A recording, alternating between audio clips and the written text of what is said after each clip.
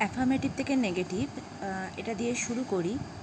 এটা অ্যাকচুয়ালি 9-10-এ করতে গেলে যেই জিনিসটা করতে হয় সেটা এর পরের ধাপ, এখানে সেরকমভাবে নেই। এটা একদম বেসিক্স। অ্যাফার্মেটিভ আর নেগেটিভে ভার্বের ফর্মটা মানে নেগেটিভটা কোথায় বসে সেটুকু দেখার জন্য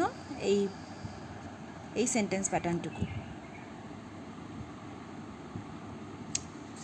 হ্যাভ যখন মেইন ভার্ব, মানে হ্যাভ, হ্যাজ, হ্যাড এগুলো যখন মেইন ভার্ব, তখন সেটাকে নেগেটিভ করতে গেলে মানে আই হ্যাভ, এটা আই ডু নট হ্যাভ।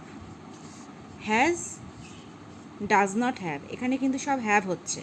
যখন নেগেটিভ লিখি তখন কিন্তু এখানে যেমন হ্যাভ, হ্যাজ, হ্যাড হয়েছে, এখানে কিন্তু সবকটাই হ্যাভ। যখন নেগেটিভ করছি তখন শুধু হ্যাভ হবে। নেগেটিভ সেন্টেন্সে কখনো হ্যাজ বা হ্যাড ইউজ হবে না।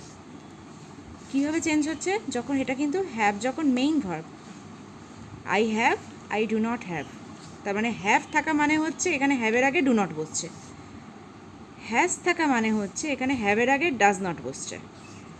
হ্যাড থাকা মানে এখানে দে ডিড নট হ্যাভ, হ্যাভের আগে ডিড নট বসছে। এটা যদি হ্যাভ ভার্ব মেইন ভার্ব হয়।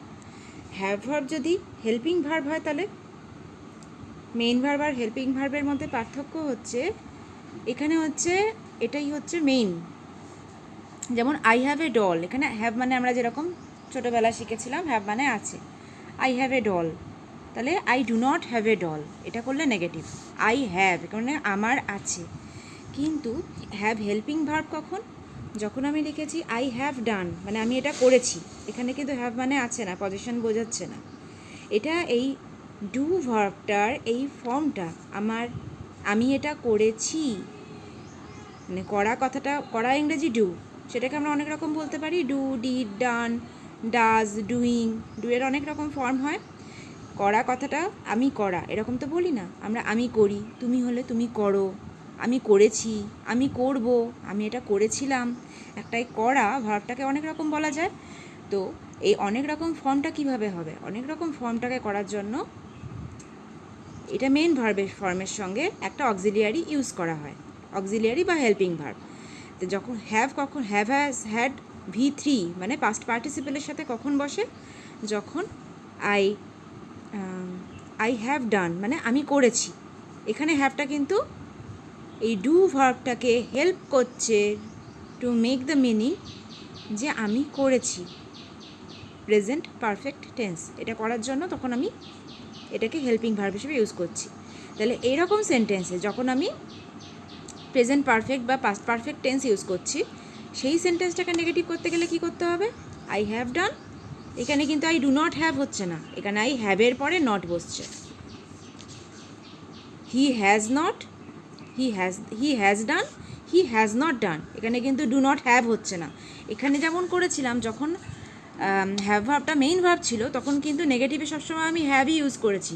এখানে ডু, ডাজ, ডিড দিয়ে আমি হ্যাভ, হ্যাজ, হ্যাড বুঝিয়েছি। এখানে কিন্তু তা নয়, এখানে হ্যাভ, হ্যাজ, হ্যাড, এখানে হ্যাভ, হ্যাজ, হ্যাডই থাকছে, কিন্তু এটার পরে পরে নেগেটিভ মানে নট বসছে।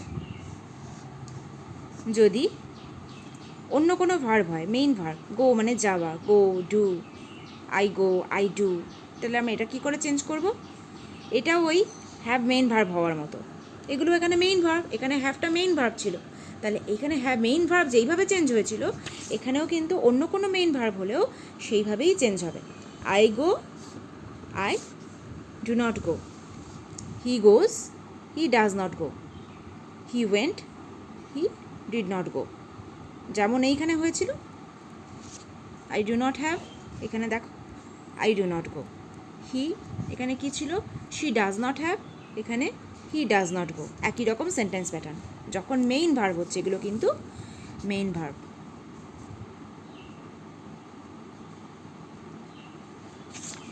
তাহলে মেইন ভার্বের প্যাটার্ন চেঞ্জটা এই।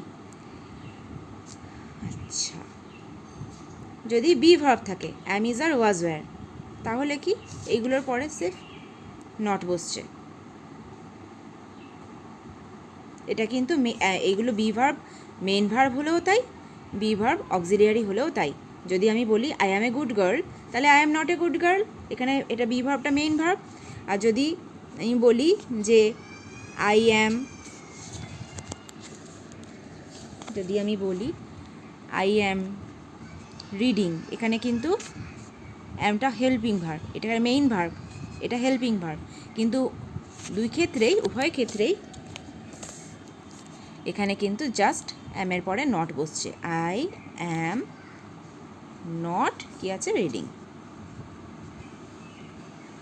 এটা হচ্ছে ভার্ব প্যাটার্নের চেঞ্জ হলো এই।